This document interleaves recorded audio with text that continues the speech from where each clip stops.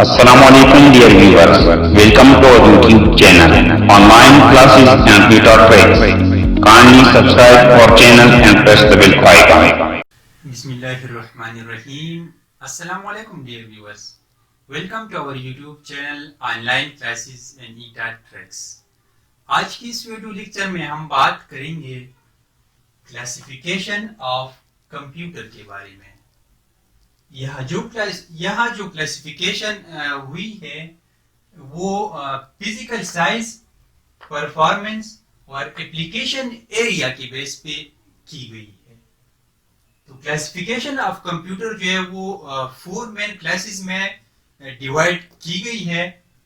The first class is called micro computers, the second class is mini computers, the third class is mainframe computer, and the last and fourth one is supercomputers. ये चारों के चारों computers एक दूसरे से size में different हैं, कुछ छोटे हैं और कुछ बड़े कंप्यूटर्स हैं। इसके अलावा जो परफॉर्मेंस होती है, मतलब कुछ कंप्यूटर जो है वो उसकी प्रोसेसिंग स्पीड बहुत फास्ट होती है और कुछ कंप्यूटर्स की जो है वो प्रोसेसिंग जो स्पीड होती है वो बहुत कम होती है। और इसके साथ एप्लीकेशन एरिया, मतलब हर एक कंप्यूटर जो है एक स्पेसिफिक एप्लीकेशन के लिए बनाया गया और उस एप्लीकेशन के लिए वो यूज करेंगे। तो आइए फर्दर एक्सप्लेन करते हैं one by one. The first one is micro computers. Micro computers में कौन से कंप्यूटर्स आते हैं? जैसा कि नाम से जाहिर है कि micro mean small. Micro computers इस क्लास में वही कंप्यूटर्स होंगे जो साइज में स्मॉल होंगे। यहाँ पे है कि smallest and least expensive computers. इस क्लास में वो कंप्यूटर्स आते हैं जो साइज में कम और जिसकी कीमत भी कम हो। इसके साथ इन कंप्यूटर्स की जो स्पीड होती है, प्रोसेसिंग स्पीड होती है, वो बहुत कम होती है। सेकंड पॉइंट है कि commonly known as PCs. PCs mean personal computers. Micro computer जो होते हैं इसको हम पर्सनल कंप्यूटर्स भी कह सकते हैं। जो पर्सनल कंप्यूटर्स होते हैं वो इसी क्लास में आते हैं, तो उसी वजह से हम माइक्रो कंप्यूटर्स को पर्सनल कंप्यूटर्स भी कह सकते हैं। इसके साथ साथ जब पहला कंप्यूटर यानी माइक्रो कंप्यूटर बना था तो वो computer just and only for one individual person जो था उसकी यूज के लिए था। लेकिन टाइम के साथ साथ with the passage of time ये माइक्रो कंप्यूटर जो है बहुत सारे ऑर्गेनाइजेशन अभी यूज कर रही है। तो इसी पॉइंट में यही बात एक्सप्लेन की गई है कि ओरिजिनली यानी कि सबसे पहले फॉर इंडिविजुअल यूज ये माइक्रो कंप्यूटर जो थे ये इंडिविजुअल यूज के लिए थे। Now using by many organisation, जो आजकल जो है बहुत सारी ऑर्गेनाइजेशन जो है इसी टाइप के कंप्यूटर पे काम करते हैं। नेक्स्ट पॉइंट में है कि micro computers are consist of micro processor and CPU, मतलब सेंट्रल प्रोसेसिंग यूनिट। इससे पहले हमने जो टॉपिक पढ़ा था कंप्यूटर एंड इट्स ऑपरेशन, तो वहां पे मैंने सीपीयू को एक्सप्लेन किया था एंड प्रोसेसिंग ऑपरेशन में। लेकिन माइक्रो प्रोसेसर जो है अभी इसको एक्सप्लेन कर दे कि माइक्रो कंप्यूटर्स में जो है माइक्रो प्रोसेसर्स होते हैं। तो micro processors are basically integrated circuits, जिसे हम आईसी बोलते हैं। एक छोटी सी चिप होती है, इसमें माइक्रो प्रोसेसर के अंदर ट्रांजिस्टर्स, रेजिस्टर्स और डायोड्स होते हैं और वो डेटा को प्रोसेस करके आगे भेज देते हैं। तो सीपीयू की तरह माइक्रो प्रोसेसर्स लगे होते हैं माइक्रो कंप्यूटर्स में।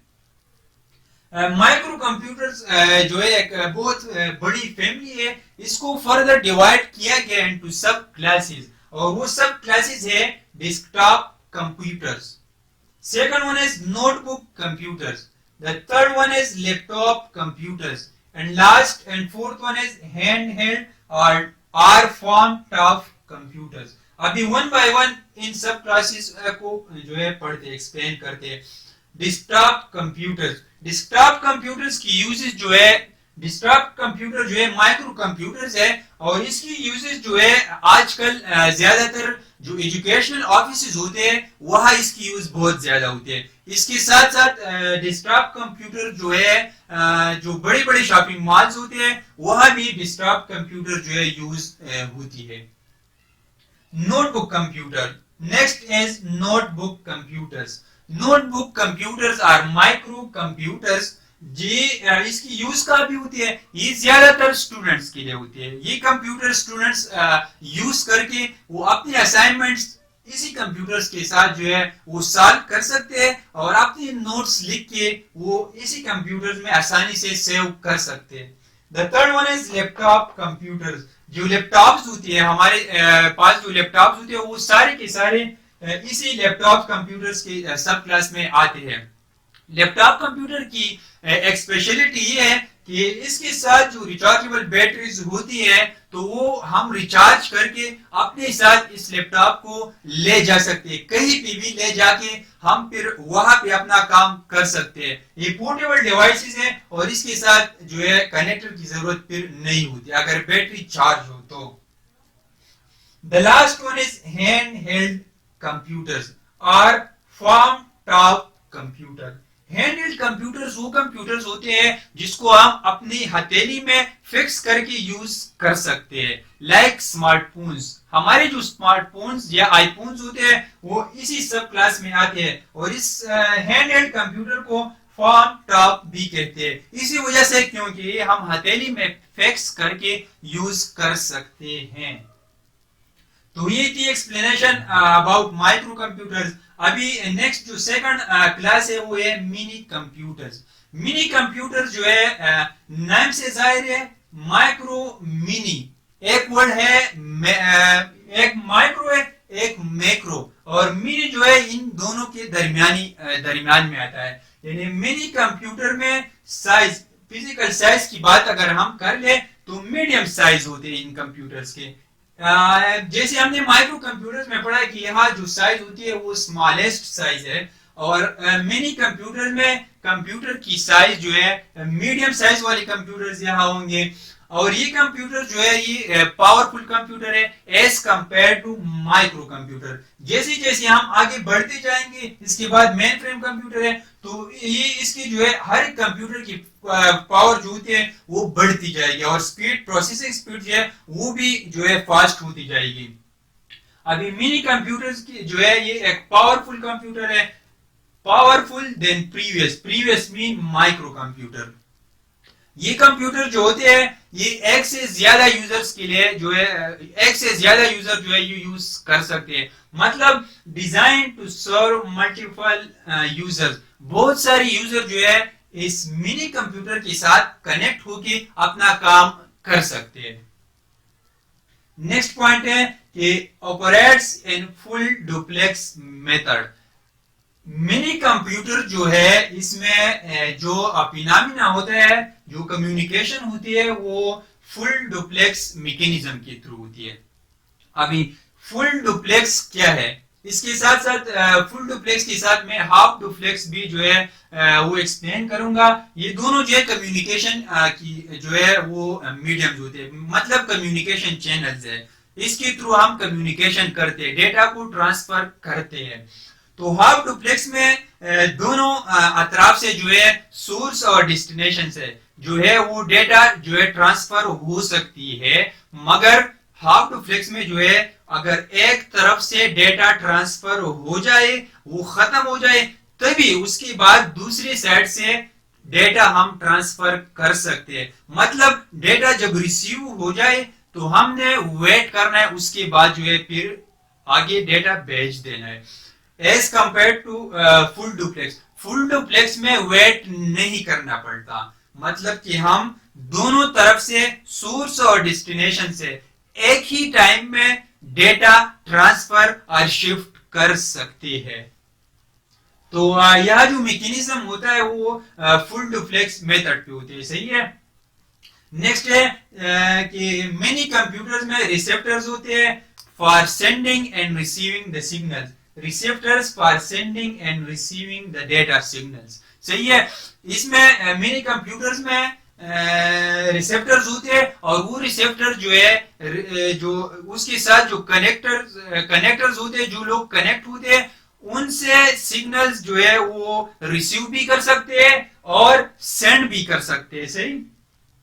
तो मिनी कंप्यूटर्स की एग्जांपल्स में आते हैं टेबलेट्स, पीसीज, मतलब पर्सनल कंप्यूटर। जो टेबलेट्स होते हैं वो मिनी कंप्यूटर की क्लास में आती है। नेक्स्ट एक्सप्लेन करते हैं main frame computer. Main frame computer में अगर हम बात कर ले कि इसकी साइज की बात कर ले तो ये साइज में पहले जो हमने पढ़े थे मिनी और माइक्रो कंप्यूटर्स, उन दोनों से इनकी साइज जो है बड़ी होती है। यहाँ पे ह्यूज इन साइज, मतलब इनकी साइज जो है पहले जो हमने पढ़ा था उनसे ज्यादा होगी। सही। और पावरफुल देन प्रीवियस, मतलब जो पहले हमने पढ़े थे उन दोनों से ही पावरफुल है।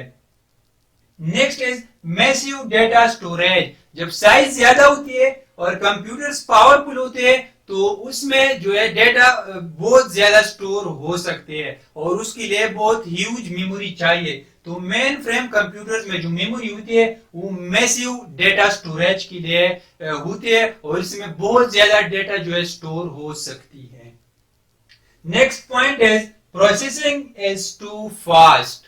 जो data processing mainframe computer के थ्रू होती है वो मिनी कंप्यूटर्स और माइक्रो कंप्यूटर से बहुत फास्ट होती है और इनकी जो प्रोसेसिंग होती है वो बिलियन इंस्ट्रक्शंस पर सेकंड होती है। मतलब एक सेकंड में इन कंप्यूटर्स में मिलियंस इंस्ट्रक्शन जो है वो प्रोसेस हो सकती है। तो आप सोच सकते हैं कि एक सेकंड में अगर बिलियन इंस्ट्रक्शंस जो है वो प्रोसेस हो रही है तो ये कितना फास्ट कंप्यूटर होगा। नेक्स्ट है इसकी यूजेस।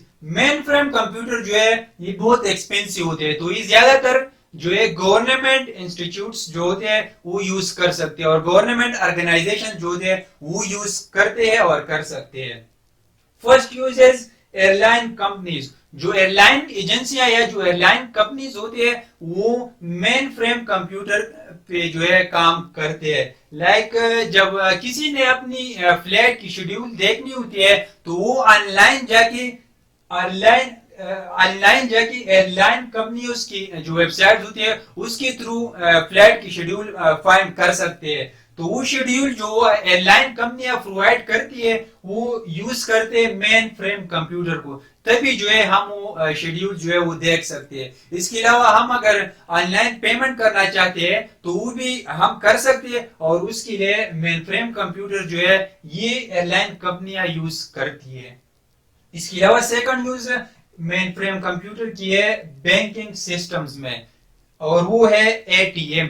एटीएम मशीन जो होती है ऑटोमेटेड टेलर मशीन, ये एक एग्जांपल है मेन फ्रेम कंप्यूटर की। उसकी साइज जो है वो बहुत बड़ी होती है। तो यहाँ पे मैंने लिखा था ह्यूज इन साइज इसकी बहुत बड़ी होती है और ऑनलाइन बैंकिंग सिस्टम के लिए जो है ये यूज होती है। नेक्स्ट पढ़ते हैं number fourth and last, that is super computer. अगर सुपर कंप्यूटर में हम साइज की बात कर ले तो इसकी साइज जो होती है बाकी तीनों क्लासेस की कंप्यूटर से बहुत ज्यादा बड़ी होती है। मतलब कि इन कंप्यूटर्स की साइज जो है वो टू ह्यूज इन साइज, मतलब कि इन कंप्यूटर की साइज हद से बहुत ज्यादा बड़ी होती है।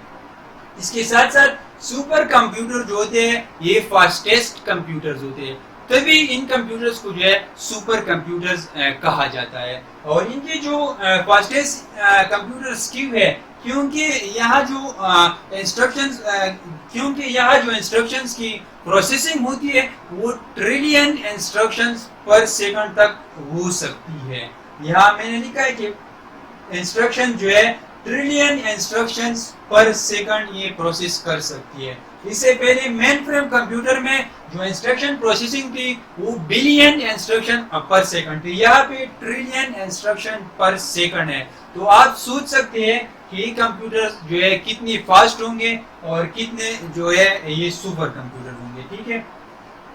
Next one is most powerful, मतलब यहाँ जो स्टोरेज होती है पावरफुल क्यों है, या स्टोरेज जो होती है मेमोरी जो होती है वो उसकी मेमोरी भी बहुत ज्यादा होती है और इसकी स्पीड जो है ये भी बहुत ज्यादा होती है। इसकी यूज पे अगर आए तो यूज इसकी काफी है। इसकी यूज है वेदर फोरकास्टिंग में और special effects on movies. Weather forecasting, जो लोग जो है वेदर मालूम करना चाहते हैं, मालूम करते हैं, तो वो लोग सुपर कंप्यूटर जो है यूज करते हैं और हमें जो है वेदर के बारे में अपडेट्स दे सकते हैं उसके through. Special effects on movies, जो लोग मूवीज बनाते हैं और फिर उसके बाद उस पर जो इफेक्ट्स अप्लाई करते हैं, उसके लिए आम कंप्यूटर यूज नहीं हो सकता, इसीलिए उसके लिए सुपर कंप्यूटर्स यूज होते हैं। उम्मीद करता हूँ कि ये टॉपिक जो है आपको समझ आ गई होगी। अगर फिर भी इन टॉपिक में किसी को कोई मसला हो तो वो नीचे कमेंट बॉक्स में पूछ सकते हैं।